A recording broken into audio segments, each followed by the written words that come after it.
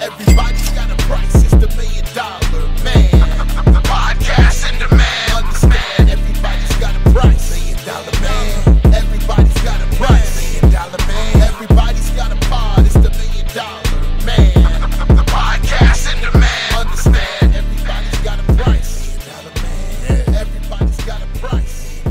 What's up, everybody? It's Marcus D'Angelo. We are back for another episode of Everybody's Got a Pod. And, of course, I could never do it without the man himself, WWE Hall of Famer, legend, the $1 Million Man, Ted DiBiase. Ted, what's going on? Hey, buddy, it's another day in paradise, I guess. You know, a whole lot has been going on, man. You know, in the news, you know, it's kind of like, you know, it's like my character was basically,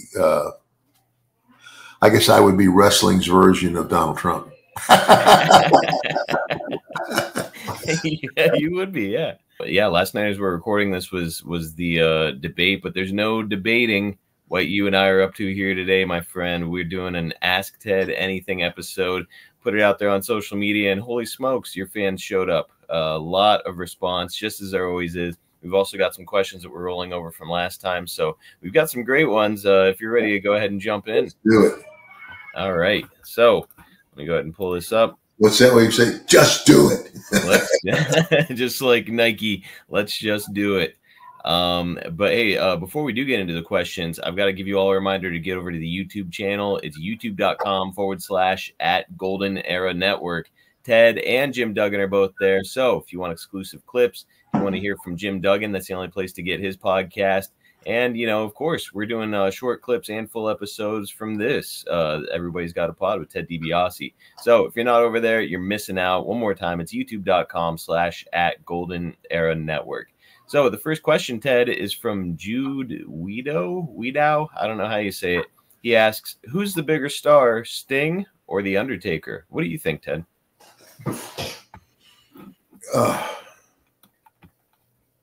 Wow. Tough one. That is a tough one. You know, I would have to give the edge to Undertaker. Yeah. You know, just because his character was so unique. Not that, you know, Steve's wasn't, but now in terms of wrestling, Steve, you know, hands down, is a better wrestler than The Undertaker. Of course, Mark knew his gimmick, and Mark knew how to, you know, it's like, it's kind of hard to play like, you know, be a character who's supposed to be a dead man. And, you know, he can't run. You know, he had to, you know what I'm saying? You're not going to put it on a barn burner. Yeah. Things he did in the ring, you know, and he learned how to do it very well. And was a huge name, but I would still, wrestling wise, I might give the edge to Sting. Character wise, I would say The Undertaker. Okay, so that makes it a pretty even split. Yeah, and I think that's kind of a fair way to assess it. Brett Lyle is up next. He asks, what can you tell us about Kamala? Probably not Kamala Harris. I think he's referring to Kamala, the Ugandan guy.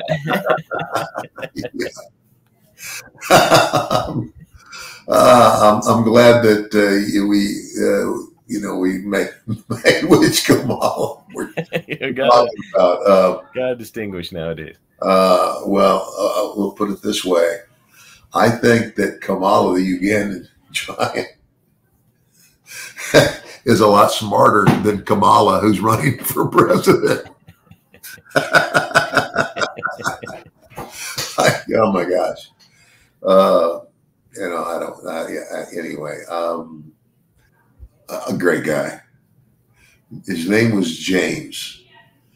Yeah, that's crazy, funny, James. I can't remember his last name, but he was, he couldn't have been a nicer guy. And he's kind of funny. He would, you know, I can't remember what we were talking about, you know, the dressing room or something. And somebody said, well, how about you, Kamala? You know, and he just, the way he shook his head and just went almost like, no, it was so funny. But no, you know, he come out there looking like, this great big zombie, and you could not find a nicer guy. It's funny because that's always the sentiment that I hear from anybody anytime we ask about, or anytime I ask about Kamala. And the thing that Jake had told me recently, I'm not sure if you ever heard this, but he said that apparently he had a hell of a singing voice too. Had a what? A hell of a singing voice.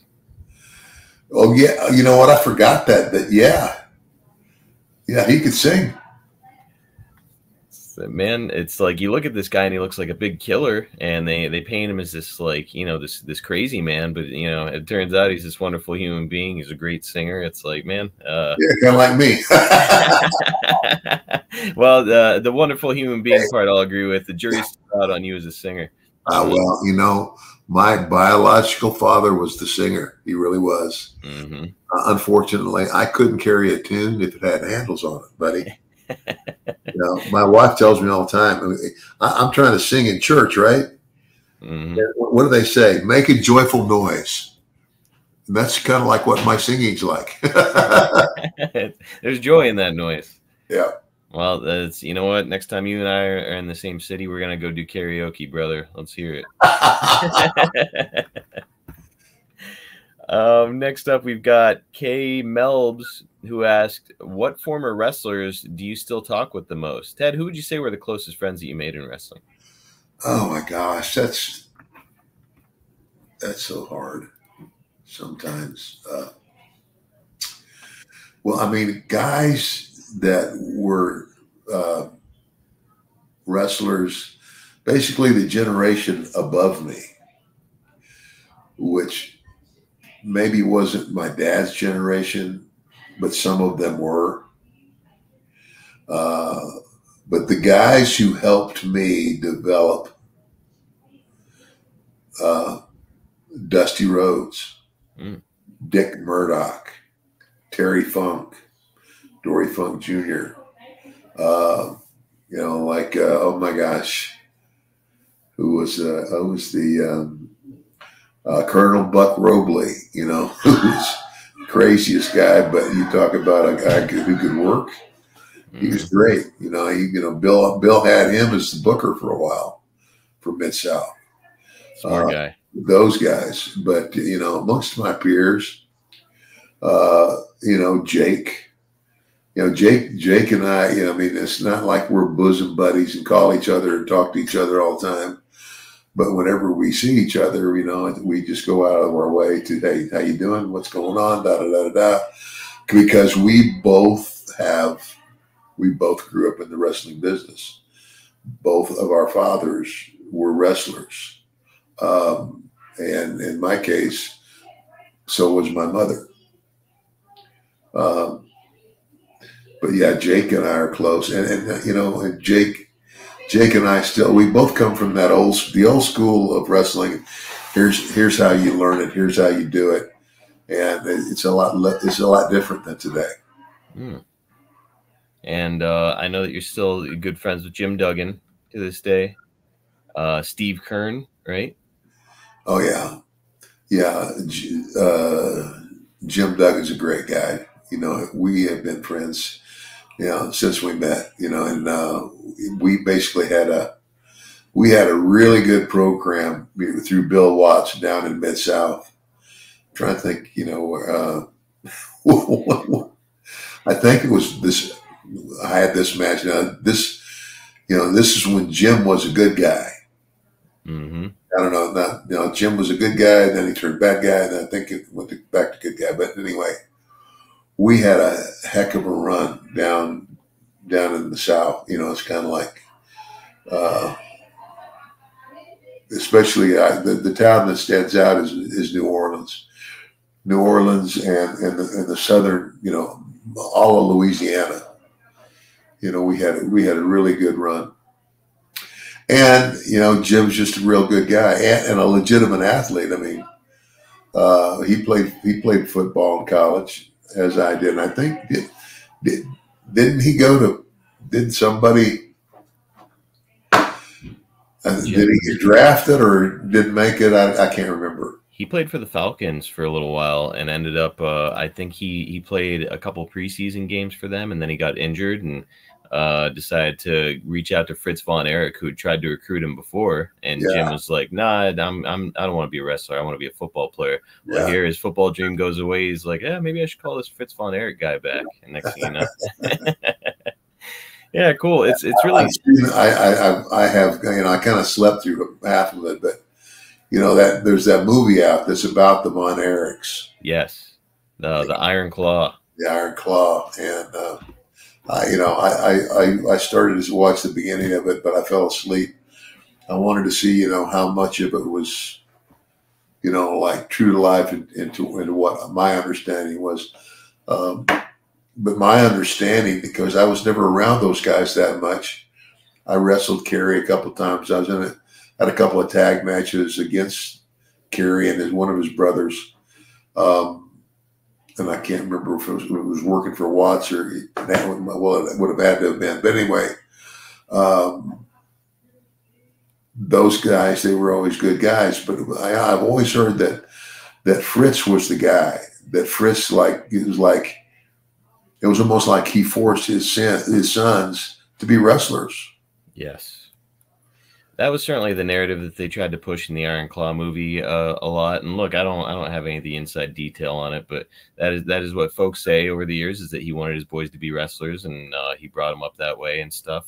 So it's, I don't know, that movie, it was good, but like, it's good if you don't know the full story. So like a lot of people who aren't big wrestling fans, who saw the movie just because they hear it's a good movie, they're like, boy, what a great movie, what an incredible story. Where really in reality, a lot of it was, you know, it was Hollywood. It was embellished in many ways, but like still a good movie and a good story, but just not all the facts were presented. Yeah. Yeah. Next up, we've got Matt Mabry, who asks, did you know that the Hulkster was going to be a big-time star when you first wrestled him? So as we talked about, in 1879, Madison Square Garden, you had this big match with him, put him over.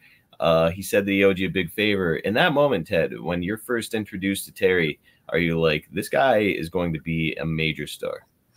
No, I don't even think they could have thought that. I mean, obviously because of his look and everything and his size. Yeah. I mean, but again, you're talking about a guy who just got in the wrestling business, and I'm his first match in Madison Square Garden.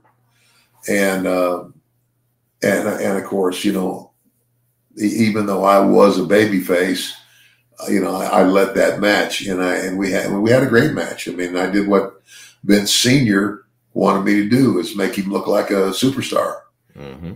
And to the Hulkster's credit, and I think I've told that story, where after it was over, he thanked me and he said, "I owe you one." I mean, that's how grateful he was for the job I did for him. And then when I first showed up, he goes on to become this big star for them. But I mean, I think he left New York and went to Minneapolis and a couple places, and then came back. I'm not sure about all the travel, but I know that when I went back to New York in '87, you know, he was Hulk Hogan and he was the big star. And I remember the first night that we were in the dressing room together, when I went back in '87, he walked up, shook my hand, and said, "It's payback time." All right. He never forgot. And so then, you know, we went on during, you know, like those first couple of years in there, singles matches, a lot of tag matches, me and Andre against him and Savage, and him and somebody or whoever. And just good, you know, I mean, he's a man of his word. Yep. And a good guy. I mean, I don't hear too many negative stories or things about Hulk Hogan. Most everybody that I know and I talk to say he's a pretty good guy. Yeah, you know, a lot of people nowadays like to pile on Hulk because of some of the things he said in the past, which are inexcusable. But you know, the fact remains that Hulk Hogan still remains like a big icon in the sport, and a guy that you had good experiences around. You know, Ted, as you were laying that whole thing out, it made me wonder. You know, it's so 1984, January 1984. That's when Hulkamania began. He beat the Iron Sheik, and all of a sudden, he's going from being a star in you know a territory to being a major star across the face of the planet. All of a sudden, his face is on every magazine. He's on lunchboxes, action figures. This guy is absolutely everywhere. Now, I'm thinking of this from your perspective now. So this is a guy that you had worked with years prior. You kind of seen him during his early stages. At this point, you're in Georgia and getting ready to go back to Mid-South. Whenever all this is happening and you see Hulk Hogan ascending like this in this very competitive industry of pro wrestling, was there like, would you say that there's jealousy associated with that? Where you're like, boy, I knew that guy when he was nobody, and now he's the talk of the entire world. No. There's never, I've never been jealous. You know, it's kind of like, sometimes I've said that about, you know, like, gosh, you know, like the push I got when I went in there in '87 was huge, you know, and said, I wonder if, you know, it's going to make anybody, you know, make the boys envious or what have you, you know. And I like most of the guys was like, you know what, if I got that opportunity, you know, I'd be happy as a pig in poop. Mm-hmm. And I did get that opportunity. But if you're one, I didn't get the Hulk Hogan. I didn't get that shot. I didn't get the, you know, the big belt and, you know, the big baby face star. That wasn't me. But I got pretty close. Absolutely. Amazing run. They're still making Ted DiBiase action figures. So certainly nothing to shake a stick at with your career. It's been incredible. Yeah, it's just, I don't know. And that proves to me that you're a really good guy, Ted, because it's like, I think a lot of people, again, in this very competitive industry, they'd see somebody like Hulk Hogan on this crazy ascent and be like, you know, hey, come on, that could have been me, should have been me, stuff like that. So good for you for keeping it all in perspective, man. See, the thing about Hulk becomes this big star, but, you know, and I guess you got to have a guarded attitude to a degree. You know, you're not sure who's your, you know, sometimes you're not sure who's your friend, who's trying to stab you in the back, but I don't care. That's any business. Jeremy Brown is up next. Who's the funniest wrestler that you ever worked with? Anybody stick out? Funny?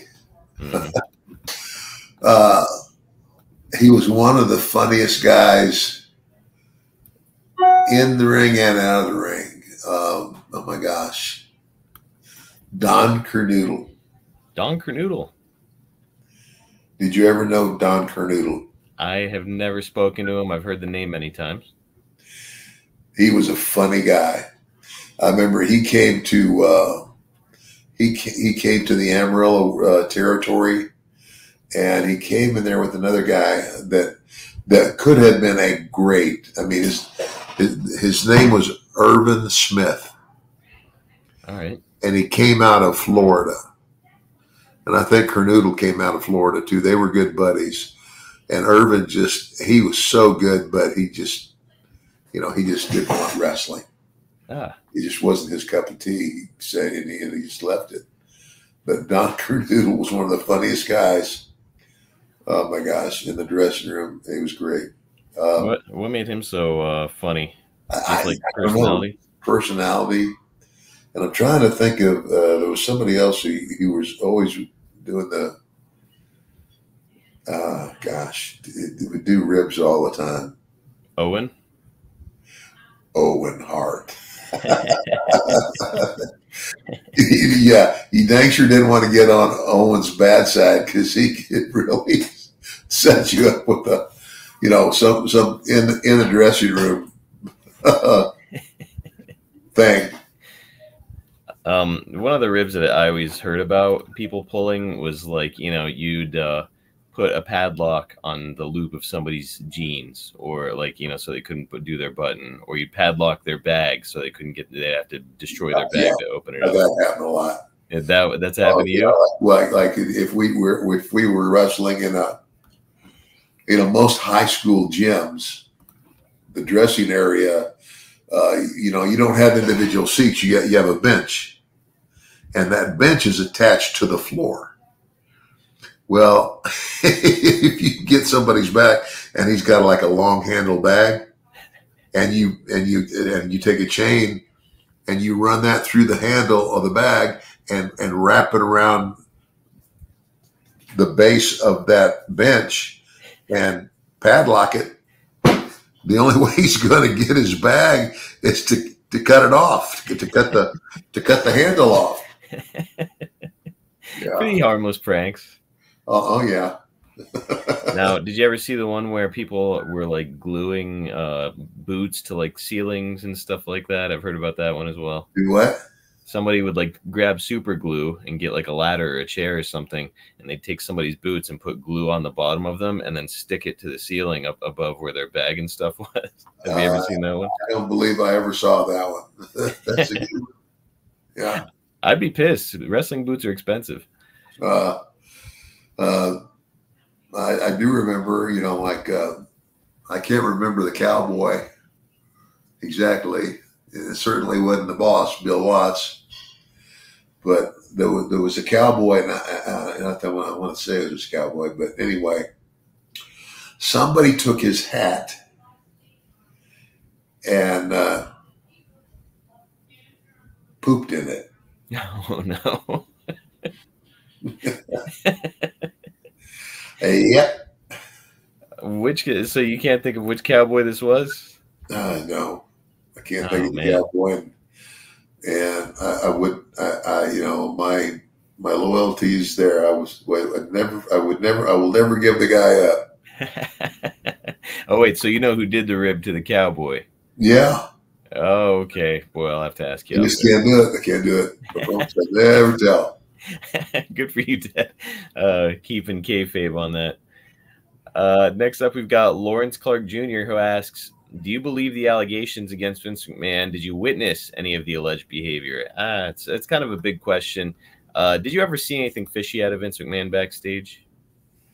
I mean, what are we talking? What allegations are we talking about? Yeah, there's a few of them along the way, but I assume that this person is referring to the most recent sexual allegations. And obviously you weren't there for any of that, but the rumor is that Vince had been engaging in this kind of behavior for many, many years, where he'd always have like a secretary or somebody like that who was, his partner on the side as well. Well, never. I never saw it. Never witnessed anything like that.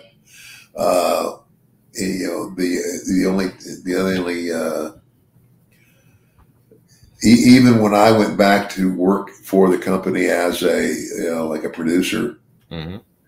I was on the corporate jet after we would do, like, you talk about brutal. We would do like Friday night SmackDown, Saturday night show, Sunday show, and then Monday Night Raw, like bang, bang, bang, bang, 4 big deals, and then fly back to Stamford Monday night from wherever we were, and the only thing I saw Vince do was work. He would eat his meal, and then I just see him grab the book and open it up, start looking. I think he caught me staring at him, one night, and just looked at me like, and I went, "Does it ever stop?" And he smiled at me and he said, "Unfortunately, no, it doesn't." So, so the only thing you ever saw. I give Vince McMahon enormous credit for. I mean, this guy, you talk about, a workaholic. Mm. I mean, he said, I remember him telling me, and not just me, but he says, I only get about 4 hours sleep a night. He says, I hate sleep. It's like, I think he thought, if he could be up 24/7, he would be. But nobody worked harder in that company than him. So the only thing you ever saw Vince up to was work. That's about it. Now, Ted, this question made me think of a question I got on Ask Jake Anything recently. So now I'll ask you the same question. A lot of people are really piling on Vince right now, and that Netflix series is about to come out, and apparently it's got some really revealing things in it. So the Vince McMahon hatred or rumors are just kind of getting started. But let's do a positive thing. What's your most positive memory of Vince? Do you have a really pleasant, nice one? Oh gosh, I mean,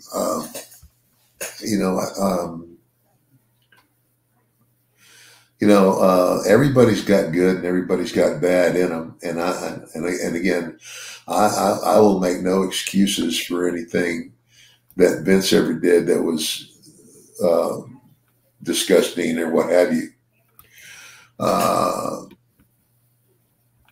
But what I will say is that Vince McMahon Jr. is the one who changed the face of wrestling forever. Wrestling was territorial, it was regional. And I really think that had he not come along when he did and did do what he did, wrestling may have died a slow death, because look at how many things, look at how many other things are on television now to watch for amusement. Mm-hmm. And streaming. I mean, unbelievable number of movies and you go this thing and that thing and the other thing, and it's like I'm like, if Vince hadn't taken wrestling and made it mainstream, it may have died and just disappeared. The WWE is like the NFL, essentially. Other leagues will come up. We've seen them over the years, but nobody cares about them the way they care about the NFL. And it's the same thing with WWE. It's, if you're going to watch wrestling, you watch WWE. It's not watching pro wrestling anymore. They're like Kleenex. You don't ask for a tissue. You ask people, hey, can I have a Kleenex? That's WWE in wrestling. They've become almost synonymous. Yeah. And that's all because of Vince. So absolutely. Got to give it up to the guy. And, yeah. Well, and when you think about the biggest names, the most rememberable characters, there might be a few that are from AEW or what have you, but the majority of the really big name stars are guys that became big in the WWE. Yep. Vince made it possible for a lot of guys to make a lot of money and support their families. Yeah, absolutely. So before you watch the Netflix series and form your own opinions, which I don't have a ton of knowledge as to what's in that series. I'm privileged to know just a little bit. And some of it's crazy, but bear in mind that, this is a guy that took this thing that we all love and want to watch and are engaged by, pro wrestling, and made it mainstream, and maybe, to Ted's point, possibly saved it. So yeah, something to consider. Yeah. The People's News and Stuff asks, what was your favorite skit with Virgil? I think he's referring to your early $1 Million Man skits. He did quite a few of them. Oh gosh. Trying to think of some of the things we did. I mean, you guys in the pool was something else. Yeah, the pool and probably well, definitely the swimming pool. Where Virgil's going out, get out.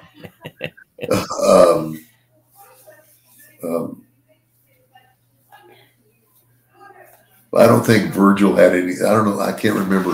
The one of the other skits that we did that I liked was kicking a honeymoon couple out of the honeymoon suite, just because. It's like I went to Virgil and I, we go to the front desk. Virgil, bang, hits the bell. Yes, what can I do for you? So and I said, what is the best room in this hotel? And he goes, well, sir, that would be the honeymoon suite, but it's taken. And I said, it's taken? And I'd go, Virgil. And he he'd snap a couple $100 bills. And he says, "Sir, I'm sorry, it's taken." And I'd snap my fingers again. Finally, on the third snap, he said, "Okay, I'll be right back." And I would laugh. You see, everybody's got a price for the $1 million man. But you know, Virgil was just always there. You know, he was my muscle. You know, it's like I'd run my mouth, and if anybody ever, and if anybody kind of ever stood up to me, I would just step back and push Virgil in front of me. You know, and he'd stay there. You know, and he had a great body, man. Yep. He'd stay there with them big guns. You know, just stare him down like, yeah, what are you going to do? You know, Ted, you recounting that that vignette, which is a great one, it makes me wonder, did you ever hear about kind of the origin that Bruce Pritchard laid out for the $1 Million Man character, like where it all sort of started? No. So it was Vince's idea ultimately, but it was something that, like, I think that Bruce Pritchard was really struck by and maybe even brought up to Vince at the time. They were on a plane at one point, and they were in first class, and this was back when you could still smoke cigarettes on planes. So they're in first class, and somebody's smoking in front of Vince, and Vince hates cigarette smoke. So I guess he taps the guy on the shoulder and goes, "Hey, pal, I'll give you $100. You put out that cigarette." And the guy's like, "Get out of here. No, I'm not going to do it." And Vince kept raising the price until finally, I think he hit like close to $1,000 or something for the guy to just put out the cigarette. And the guy was like, "Okay." And Vince peeled off all this money, gave it to him. The guy puts out the cigarette, and that's that. And I think that was when the gears started moving for the $1 Million Man. You know, now that you've said it, you brought it back to my memory. Yeah, Bruce told me. Bruce and I were good friends. I mean, Bruce and I were good friends from our time. We met in Houston. You know, he's from Houston, Texas. Paul Bosch's territory, yeah. Paul Bosch's territory, and he worked for Paul. And you know, I guess he would put out all the posters and everything. But anyway, when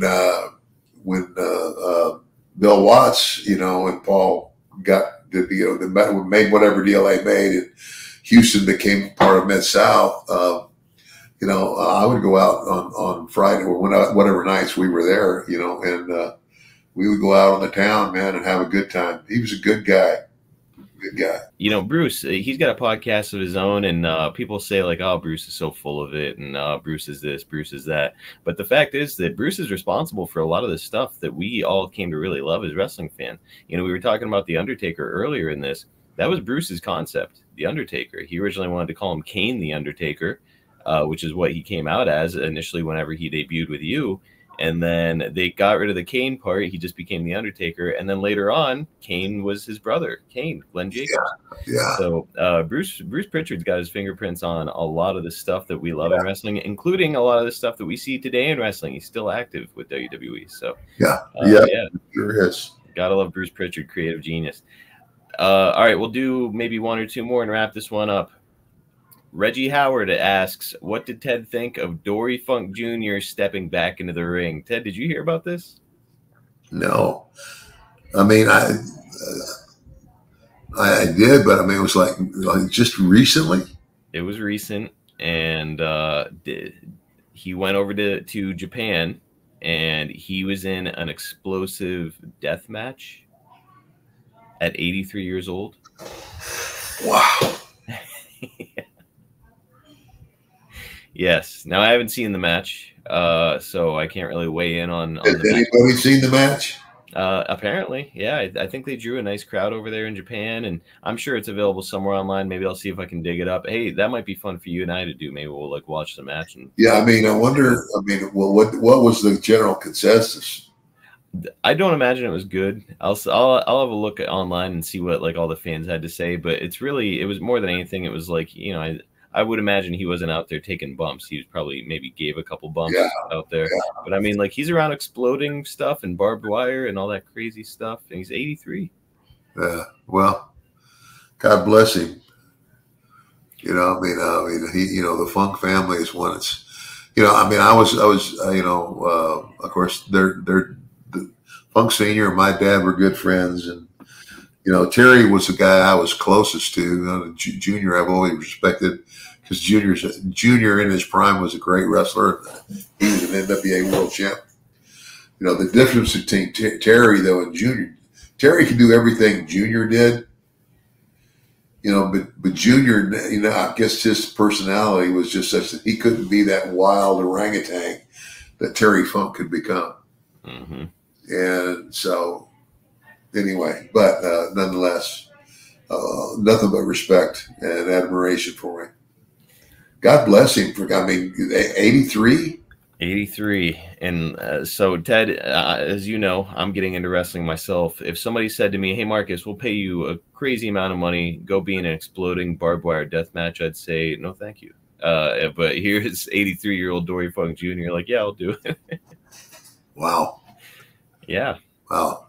So God bless him. He survived it. He's fine. But man, what a crazy. I think he's now officially the oldest man to ever have a wrestling match. And maybe that's why he did it. Maybe so. I know it was also part of it was a tribute to Terry, because that's a match that Terry Funk made really popular while in Japan, is these exploding barbed wire death matches, C4 matches, whatever you want to call them. Oh, yeah. I didn't know that. Oh, yeah. We'll have to watch some of this old footage of Terry and see if I can dig up the footage of Dory in this match. Because I know that you love these guys. It's just crazy to think that these guys, both really polished workers, who've got this lineage in wrestling, but they're not afraid to get out there and do a true death match. It's crazy. Yeah. It's like the only thing about me is, even if I considered going back in the ring now, I have 2 artificial knees, and I physically can't run. Mm-hmm. So it'd be very hard for me to just even hit the ropes, you know, because it would just be, yeah. You'd have to put someone in $1 million dream and end it. Let's not even venture down that trail. We're gonna give some promoter an idea. If we talk about it enough, some promoters. But somebody says everybody's got a price. It would have to be a hell of a. Give me the big bucks, and maybe I will. Well, I think that's a good way to wrap this episode up. That's going to do it for another Ask Ted Anything. Again, I'm looking at the notes here. We've got a bunch more questions, so we will get into all of them on the next episode. Again, I rolled them over. If you have a question, you've got to submit it to Ted. He'll give the prompt on social media. All you've got to do is put your question in the comments, or you can reach out to me personally on my X account, which is Marcus P. D'Angelo. Get into my DMs, send me a message, and I'd be happy to add your question to the notes, as long as it's something that we haven't already asked. But Ted, always love doing these with you. I love getting to catch up with you, and I'll catch you next week, my friend. All right. Until then, like I've always said, and don't ever forget it, no matter how long you live or what you do, everybody's got a price for the $1 Million Man. See you guys next time right here on Everybody's Got a Pod.